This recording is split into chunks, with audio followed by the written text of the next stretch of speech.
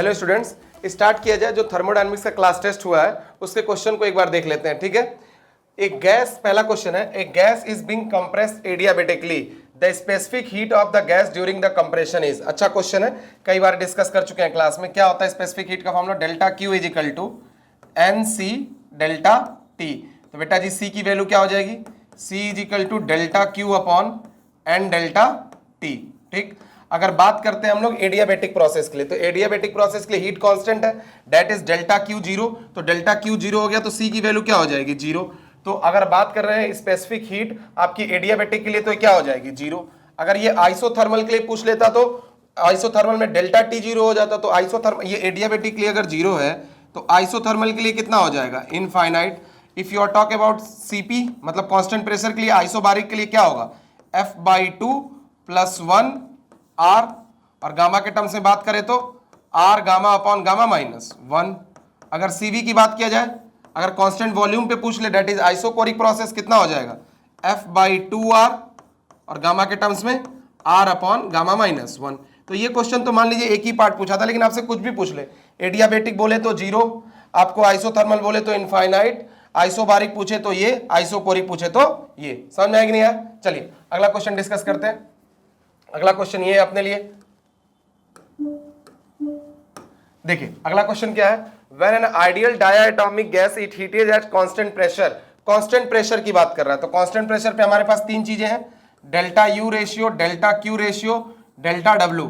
अगर constant pressure isobaric की बात किया जाए तो ये N C V delta T, ये N C P delta T, और ये एन आर डेल्टा टी। तो देख लेते हैं किसका पूछता है। The fraction of heat energy supplied which increases the internal energy. Fraction of heat energy supplied. तो fraction of heat energy supplied which increases the internal energy. Language समझिएगा, कई लोग इसमें गलत कर देते हैं, हीट अपॉन इंटरनल एनर्जी करते हैं। क्या बोल रहा है? Fraction of heat supplied which increases the internal energy, ठीक है। तो लगा दो n C V delta T, और ये क्या हो जाएगा? N C P delta T, ठीक है बेटा। कट कर दिया तुमने। CV by CP, CP by CV gamma होता है, तो सीवी बाई सीपी क्या हो जाएगा? One by gamma. और गामा निकालना है तो हम लोग को पता है क्या होता है, gamma is equal to one plus two by F. Mono है कि डाया? मोनो है कि डाया? मोनो है कि डायटोमिक? डायटोमिक तो degree of freedom will be 5, तो 1 plus 2 by 5 that is 7 by 5। तो यहाँ आंसर अपना कितना हो गया? 5 बाई 7। 5 बाई 7 कौन सा है? Fourth one will the option, ठीक है। नेक्स्ट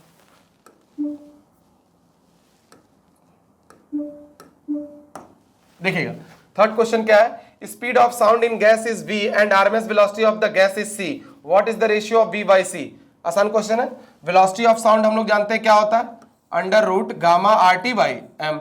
लाप्लास करेक्शन वाला टॉपिक पढ़े हम लोग बहुत डिटेल में। v is equal to gamma R T by M, और आरएमएस वेलोसिटी c दिया, ये क्या होता है? 3 R T by M, 3 R T by M. दोनों को डिवाइड कर दीजिए तो R T by M cancel, तो v by c will be under root gamma by 3, gamma by 3। Gamma by 3 कौन सा आंसर है? फोर्थ वाला। क्लियर है? चलिए अगला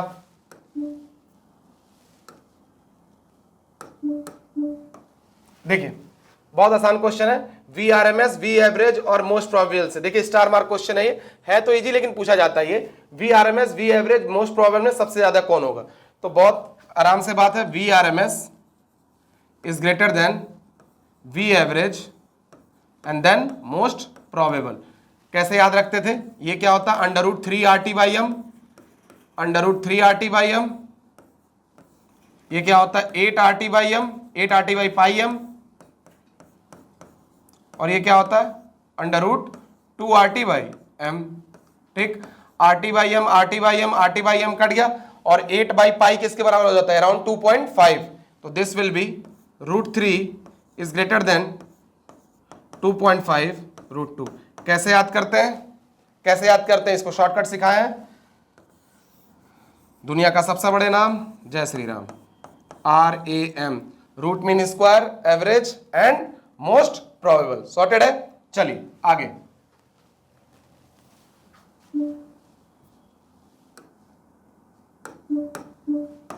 देखिए कौन सा क्वेश्चन है। एक मोनोएटॉमिक गैस है suddenly compressed to 1/8 of its initial volume adiabatically, the ratio of final pressure to initial pressure, ठीक। तो देखिए एक मोनो एटॉमिक गैस है, सडनली कंप्रेस हो रहा है, मान लेते हैं इनिशियल वॉल्यूम V है, फाइनल वॉल्यूम कितना दिया है V/8, और हमसे ratio of final pressure to the initial pressure पूछा है P2/P1, ठीक है।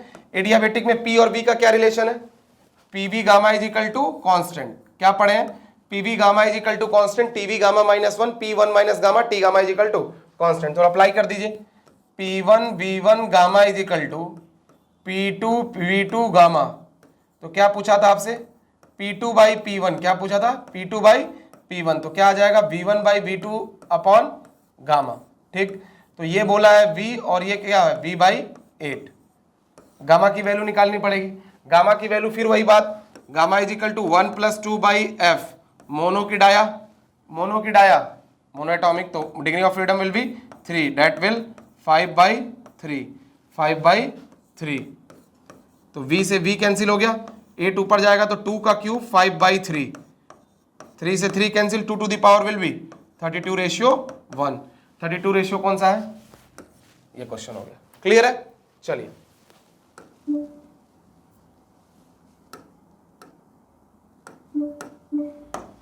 अगला क्वेश्चन क्या है, the slope of isothermal and adiabatic curve related at, ये भी बहुत इंपॉर्टेंट क्वेश्चन है। देखिए अगर पीवी कर्व की बात करें, पीवी कर्व की बात किया जाए, ध्यान से देखिए ये क्वेश्चन आगे है भी, यही डिटेल में डिस्कस कर दे रहा है। पीवी कर्व की बात किया जाए, अगर बात हो रही है एक्सपेंशन की, तो ये आपका हो जाता है प्रेशर कांस्टेंट, ये वॉल्यूम कांस्टेंट, ये आपका टेम्परेचर कांस्टेंट, और ये आपका हीट कांस्टेंट, ठीक। तो अगर बात किया जाए slope of isothermal curve, class में सब डिटेल में बताएं, slope of isothermal curve, isothermal, तो क्या हो जाएगा -P/V।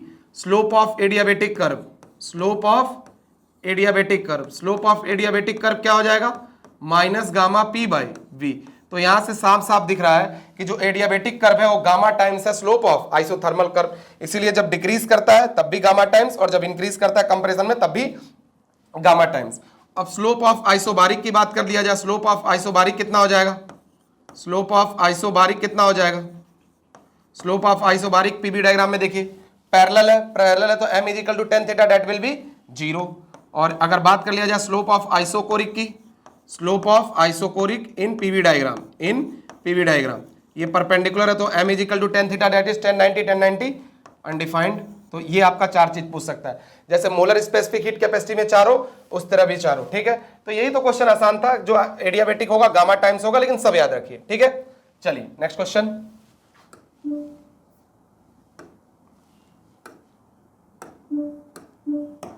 देखिए यही क्वेश्चन अभी डिस्कस कर रहे थे कि आउट ऑफ द 4 ये क्या क्या होगा। देखिए ये parallel to x axis, that mean y is constant, that is pressure constant, ठीक। Parallel to y axis, then x constant, volume constant, ठीक। ऊपर वाला टेम्परेचर कांस्टेंट क्योंकि गामा टाइम्स कम होता है, और ये आपका एडियाबेटिक कांस्टेंट, ठीक। तो क्या पूछा था हमसे, which one is adiabatic, second one will be adiabatic. Second one तो सेकंड किस में दिया, थर्ड ऑप्शन में सेकंड दिया। क्वेश्चन बहुत आसान है, लेकिन लैंग्वेज देखिए, फर्स्ट सेकंड थर्ड फोर्थ, तो सेकंड वाला आपका थर्ड में आएगा, ठीक है। चलिए नेक्स्ट,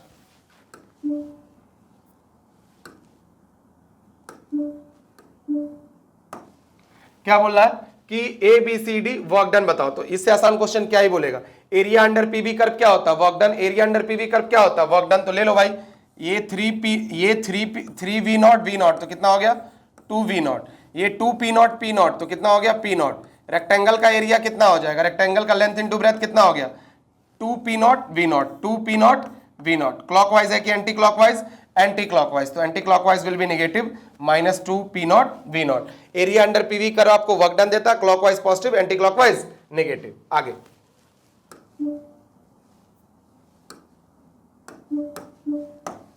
क्या बोल रहा है कि during an adiabatic process pressure is proportional to the cube of temperature, P is directly proportional to T of cube CP/CV। तो गामा पूछ रहा है, मतलब गामा ही तो होता है CP/CV, ठीक है।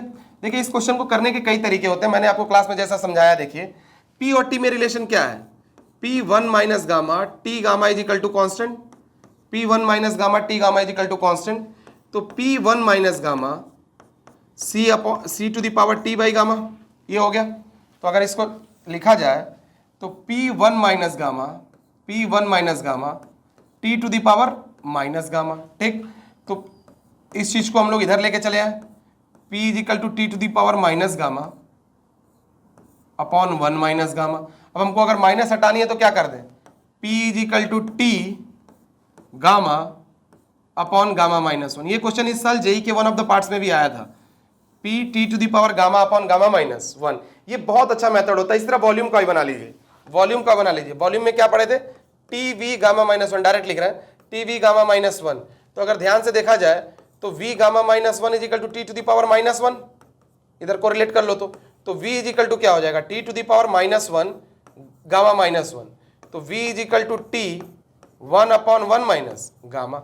इसमें अब आपसे वॉल्यूम और टेम्परेचर से कुछ भी पूछ ले आप आराम से निकाल सकते हैं। According to this question p is directly proportional to T cube, तो इन दोनों को कोरिलेट कर लो। गामा अपॉन गामा माइनस 1 की वैल्यू किसके बराबर है, 3 के बराबर। तो gamma is equal to 3 gamma minus 3, तो 2 gamma is equal to 3, that is gamma is equal to what, 3/2। ठीक है, ये प्रोसेस याद रखिएगा, P versus T, P T के पावर में क्या है, V T के पावर में क्या है। कोई भी क्वेश्चन होगा आसानी से आप कर लेंगे। चलिए आगे बढ़ा जाए।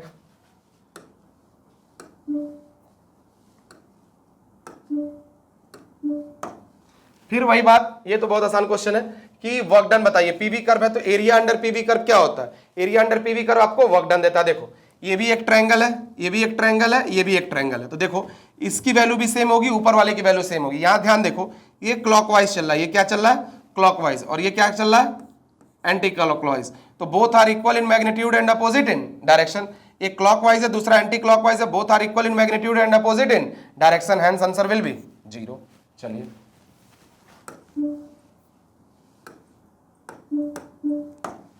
क्या है, कंप्रेशन हो रहा, half of its volume several process, which of the following has maximum work done. अभी मैंने आपको सिखाया ये क्वेश्चन, एक्सपेंशन वाला सिखाया। देखिए एक्सपेंशन हो रहा है, जब एक्सपेंशन होता है तो वॉल्यूम बढ़ता है, P वर्सेस V है। जब एक्सपेंशन होता है तो वॉल्यूम बढ़ता है, V1 से V2 गया। ठीक, तो क्या होता है, अभी हम लोगों ने ग्राफ डिस्कस किया ऐसे। तो एक्सपेंशन में जब होगा तो आपको साफ साफ दिख रहा है सबसे ज्यादा किसका होगा, ये आइसोबारिक है, प्रेशर कांस्टेंट, ये टेम्परेचर कांस्टेंट और ये हीट कांस्टेंट। वॉल्यूम तो 0 ही हो जाएगा, तो वर्क डन 0 हो जाएगा। तो सबसे ज्यादा एरिया अंडर कौन कवर कर रहा है, आइसोबारिक, तो वर्क डन सबसे ज्यादा होगा आइसोबारिक का, फिर आइसोथर्मल का, और फिर आपका एडियाबेटिक का। लेकिन हमसे एक्सपेंशन थोड़ी पूछा, हमसे क्या पूछ रहा है, कंप्रेशन, कंप्रेशन पूछ रहा है। तो कंप्रेशन भी सेम चीज, अगर वॉल्यूम बढ़ रहा था तो इसमें वॉल्यूम घटा दो, वॉल्यूम घट गया। तो कैसा ग्राफ सिखाए थे तुमको, ऐसे सिखाए, कैसे बनता है सब क्लास में डिस्कस हो चुका। ये कौन सा है, Q constant, temperature constant, pressure constant, volume constant. तो अब की ज्यादा सबसे ज्यादा एरिया अंडर कवर कौन कर रहा है, एडियाबेटिक। तो वर्क डन सबसे ज्यादा एडियाबेटिक का होगा, देन आइसोथर्मल का, देन आइसोबारिक का। तो बोल रहा है सबसे ज्यादा किसका होगा, एडियाबेटिक का। एडियाबेटिक कौन सा, अगर एक्सपेंशन हो रहा है तो सबसे ज्यादा आइसोबारिक, और कंप्रेशन हो रहा है तो सबसे ज्यादा एडियाबेटिक। क्लियर है। चलिए अगला क्वेश्चन,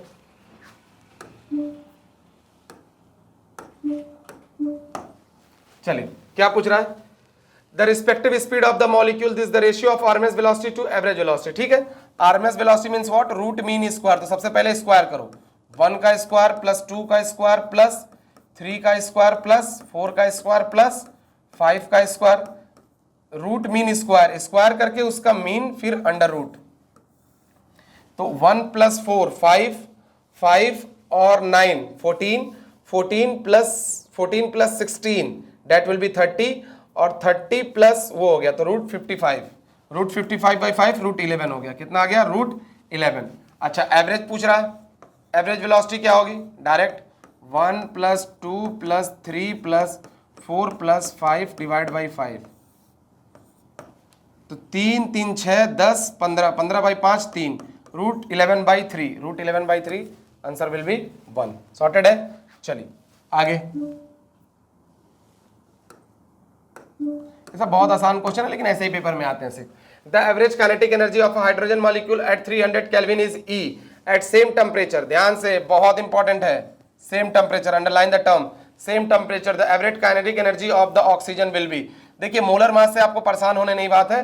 काइनेटिक एनर्जी और internal energy for an ideal gas depend only and only on absolute temperature. Absolute temperature बोले तो टेम्परेचर इन केल्विन। तो अगर टेम्परेचर सेम है, सेम 300 केल्विन पे ई था, तो अगर सेम टेम्परेचर है तो फिर आंसर कितना रहेगा, ई रहेगा, क्योंकि kinetic energy for ideal gas depend only on absolute temperature. ठीक है, चलिए आगे।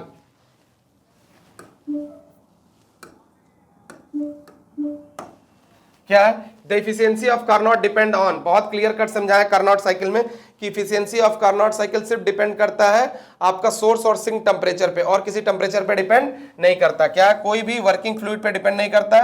कार्नोट की इफिशियंसी होती है 1 minus T lower by T higher. T lower आपका सिंक का टेम्परेचर होता है और टी हायर आपका सोर्स का temperature, both depend only on source and sink.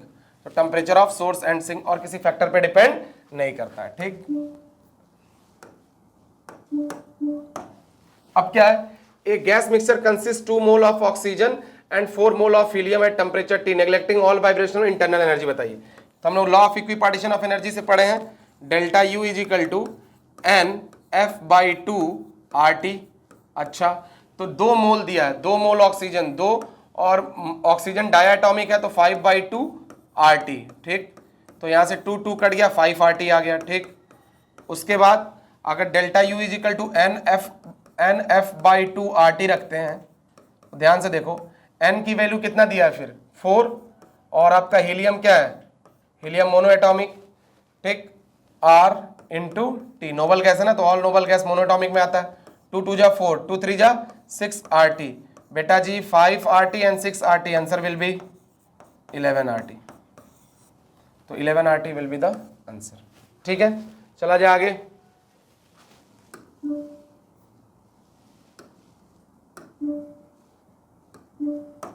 क्या है, बॉयल्स लॉ एप्लीकेबल किस पे होता है? बॉयल्स लॉ क्या होता है, pressure is inversely proportional to volume provided that temperature remain constant. अगर टेम्परेचर कांस्टेंट है तो किसके लिए हो जाएगा, आइसोथर्मल। चार्ल्स लॉ में क्या होता है, चार्ल्स लॉ में प्रेशर कांस्टेंट होता है तो आइसोबारिक। गैलुसैक लॉ में क्या होता है आपका, volume constant, in that case will be isochoric. ठीक है, इतने आसान आसान क्वेश्चन है, चला जाए आगे। ठीक, एक साइंटिस्ट है जिनकी efficiency of the heat engine 127 पे 26 है, तो क्या पॉसिबल है कि नहीं? हमको पता है जो मैक्सिमम इफिशियंसी किसी भी रिवर्सिबल इंजन की हो सकती है वो कार्नोट के बराबर हो सकती है। तो देख लेते हैं कार्नोट की मैक्सिमम इफिशियंसी कितनी होती है, 1 minus T lower by T higher. तो यहां से सॉल्व कर रहे हैं, 1 कितना आ गया, 300 डिवाइड बाई 400, तो 1/4 दैट इज 25%। कितना है, जो मैक्सिमम इफिशियंसी हो सकती है वो 25% है, और जो साइंटिस्ट क्लेम कर रहा है वो 26%। ऐसा थोड़ी होगा कि आप 720 में से 730 नंबर पा जाओगे, तो पॉसिबल है नहीं। तो 25% मैक्सिमम जो इफिशियंसी हो सकती थी वो 25%, दिया कितना है 26%, मतलब ये पॉसिबल नहीं है। चलिए आगे, क्या है, the mean free path of a molecule is proportional to, तो lambda is equal to 1/√2 pi N D square. ये डायमीटर होता है तो ऑब्वियस सी बात है lambda is inversely proportional to, अगर डायमीटर के स्क्वायर का तो ऑब्वियस सी बात है रेडियस के भी स्क्वायर का हो जाएगा, तो inversely proportional to R square. Clear है, मेरे ख्याल से इतना ही क्वेश्चन है कि आगे भी है, देख लेते हैं। नहीं, बस इतना ही क्वेश्चन है। ठीक है, तो सारे क्वेश्चन डिस्कस हो गए, अच्छे से पढ़ते रहिए। Thank you very much.